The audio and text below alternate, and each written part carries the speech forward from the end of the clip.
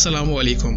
एक और किस्त के साथ आज हाजिर हैं। आपसे गुजारिश है कि आपको अगर हमारा काम पसंद आ रहा है कि इस चैनल को फॉलो कीजिए, सब्सक्राइब कीजिए और अपने दोस्तों से शेयर कीजिए और इस वीडियो को लाइक भी कीजिए।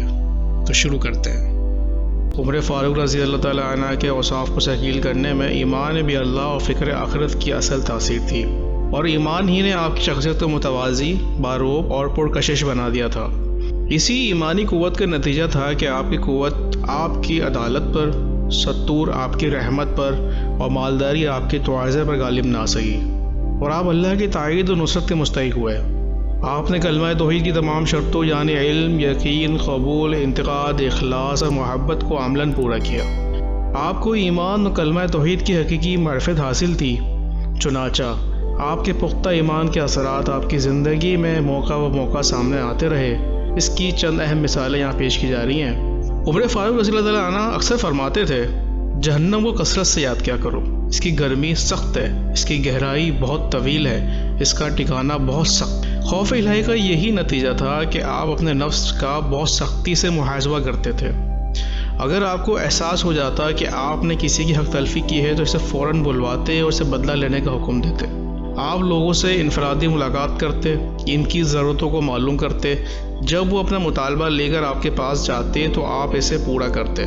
इसी तरह जब आप ख़ुद किसी को अवामी काम के लिए फ़ारिग करते तो मखसूस शिकायतें पेश करने से लोगों मना करते। चुनाचा एक मरतबा आप राया के बास काम में मशगूल थे। एक आदमी आया और इसने कहा, ए अमीरुल मोमिनीन, मेरे साथ चलें और फ़लाँ ने मुझ पर जुल्म किया है, इस पर मेरी मदद करें। सैयदना उमर रज़ी अल्लाह ताला अन्हु ने दुर्रा उठाया और इस आदमी के सर पे इतने ज़ोर से मारा कि उसका सर चकरा गया।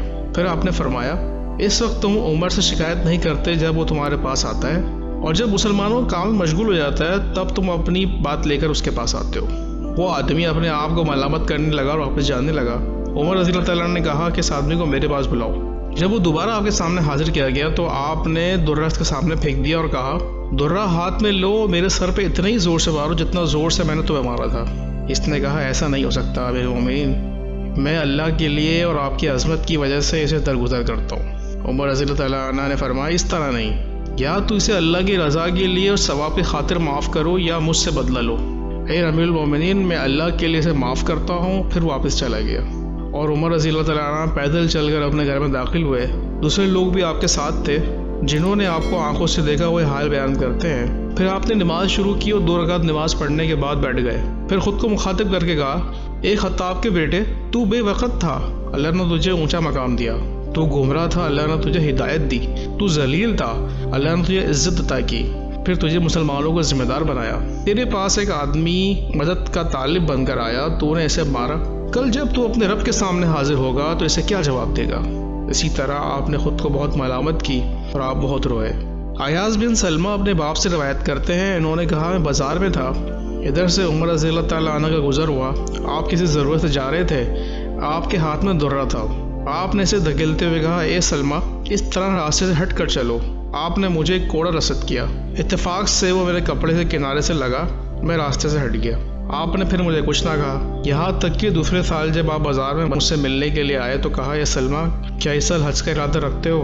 मैंने कहा, जी हाँ अमीरुल मोमिनीन। आपने मेरे दोनों हाथों को पकड़ लिया और हाथ में हाथ डाले हुए आप मुझे लेकर अपने घर गए। 600 दरम की भरी हुई थैली निकाली और कहा, ए सलमा, इसे ले जाओ, इससे अपना काम चलाओ। जान लो कि अनायत गुज़िश्ता साल धक्का देने के बदले में है। मैंने कहा, अल्लाह की कसम अमीरुल मोमिनीन, अगर आप याद ना दिलाते तो मुझे याद ही ना था।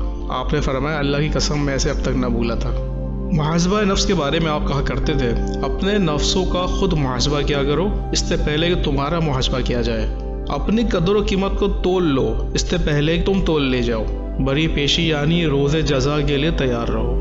खशियत इलाही और मुआज़बे नफ्स का ये आलम था कि आप फरमाते थे, अगर दरिया फ़रात के साहिल पर बकरी का एक बच्चा भी मर गया तो मुझे डर है कि इस बारे में अल्लाह ताला उमर से मुहासबा करेगा। सैयदना अली रज़ी अल्लाह का बयान है, मैंने उमर बिन खत्ताब रज़ी अल्लाह ताला अन्हु को देखा, एक ऊँट पर सवार होकर बहुत तेज़ी से जा रहे थे।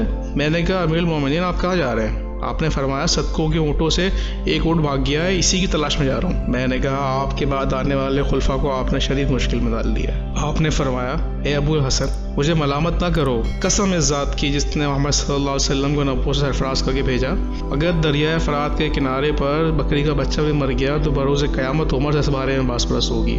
ابو سلامہ رضی اللہ تعالیٰ عنہ سے روایت ہے کہ میں نے عمر رضی اللہ تعالیٰ عنہ کے پاس پہنچا، دیکھا تو اب حرم میں ایک حوض پر جہاں لوگ وضو کر رہے تھے وہاں پر مرد اور عورتوں کو مار کے بھگا رہے تھے، یہاں تک کہ آپ نے مرد اور عورتوں کو الگ الگ کر دیا۔ پھر کہا اے فلاں، میں نے کہا حاضر ہوں۔ آپ نے فرمایا تمہاری حاضری کا کوئی فائدہ نہیں، کیا میں نے تم کو حکم نہیں دیا تھا کہ مردوں کے لیے الگ اور عورتوں کے لیے الگ وضو خانہ بناؤ؟ پھر آپ پیچھے ہٹ گئے اور علی رضی اللہ تعالیٰ عنہ سے آپ کی ملاقات ہوئی۔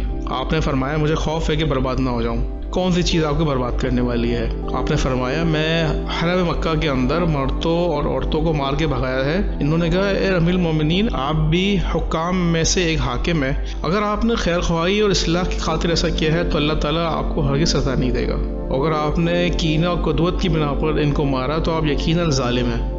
حسن بصری سے روایت ہے کہ عمر رضی اللہ تعالیٰ عنہ مدینہ کی گلیوں میں گشت کر رہے تھے، آپ نے ایک جگہ اس آیت کی تلاوت سنی، جو لوگ مومن مردوں اور مومنہ عورتوں کو تکلیف دیتے ہیں، آپ حبیب بن کعب رضی اللہ تعالیٰ عنہ کے پاس ان کے گھر تشریف لے گئے، وہ تکیے پہ ٹیک لگا کے بیٹھے تھے، آپ کو دیکھ کر تکیے آپ کو پیش کیا اور آپ کہا کہ آپ اس پہ آرام کیجئے، آپ نے پیر سے اس کو ٹکیل دیا اور یہ جو آیت پڑھ کے سنائی اور کہا کہ مجھے خوف ہے کہ کہیں میں اس آیت کا مذاق نہ ٹھہروں کہ مومنوں کو تکلیف دیتا ہوں۔ ابی رضی اللہ تعالیٰ نے کہا کہ آپ رعایا کی دیکھ بھال کریں، انہیں بھلائیوں کا کام کا حکم دیں، برائیوں سے منع کریں۔ عمر رضی اللہ عنہ نے فرمایا تم ٹھیک کہہ رہے ہو۔ بعض اوقات سیدنا عمر رضی اللہ عنہ آگ جلاتے اور اپنا ہاتھ اس میں ڈالتے اور پھر اپنے آپ کو مخاطب کر کے کہتے اے خطاب کے بیٹے، کیا تجھے اس پر صبر کرنے کی طاقت ہے؟ فتح قادسیہ کے موقع پر جب سعد بن نبی وقاص رضی اللہ تعالیٰ عنہ نے سیدنا عمر رضی اللہ تعالیٰ عنہ کے پاس کسرہ کی چادر، تلوار، کمر بند، پاجامے، قمیض، تاج و زر اور دونوں موضوع بھیجے، آپ نے لوگوں پہ ایک نگاہ ڈالی، ان میں سرقہ بن جیشم قد و قامت کے اعتبار سے سب سے زیادہ موجود ہے۔ آپ نے کہا سرقہ اٹھو، یہ لباس پہنو، چنانچہ وہ کھڑے ہوئے اسے پہن لیا اور اس سے مل جانے کی امید باندھ لی۔ عمر رضی اللہ عنہ نے کہا پیچھے مڑو، وہ پیچھے مڑ گئے، پھر آپ نے کہا سامنے آؤ، وہ سامنے آئے، پھر کہا کیا خوب کیا خوب۔ ایک بدری کے جسم پر کسرہ کی چادر، پاجامے، تلوار، اس کا ٹیکا، تاج و زر اور موزے۔ اے سرقہ بن مالک، کبھی کوئی دن آتا ہے جب تیرے پاس کسرہ کے ساز و سامان ہوتے اور وہ تیرے لیے اور تیری قوم کے لیے شرف و عزت کا باعث بنتا؟ لباس اتار دو۔ سرقہ نے کپڑے اتار دیے۔ پھر عمر رضی اللہ عنہ نے فرمایا اے اللہ، تو نے اپنے رسول نبی کو یہ ساز و سامان نہیں دیا، جبکہ وہ میرے مقابلے میں تجھ سے زیادہ محبوب تھے، تیرے نزدیک زیادہ مکرم تھے۔ اسی طرح ابو بکر کو بھی نہیں دیا، وہ بھی میرے مقابلے میں تجھے زیادہ محبوب تھے اور میرے مقابلے میں تیرے زیادہ نزدیک و مکرم تھے، پھر تو نے اسے مجھے دیا، میں تیری پناہ چاہتا ہوں، کہیں کسی آزمائش کے لیے تو نے مجھے نہیں دیا۔ پھر آپ رونے لگے، جو لوگ آپ کے ساتھ موجود تھے انہیں آپ پہ رحم آنے لگا۔ پھر آپ نے عبد الرحمن بن عوف سے کہا تمہیں قسم دلاتا ہوں شام ہونے سے قبل اسے بیچ کر لوگوں میں تقسیم کر دو۔ آج کے لیے اتنا ہی، اگلی قسط کے ساتھ دوبارہ حاضر ہوں گے، جب تک کے لیے اللہ حافظ۔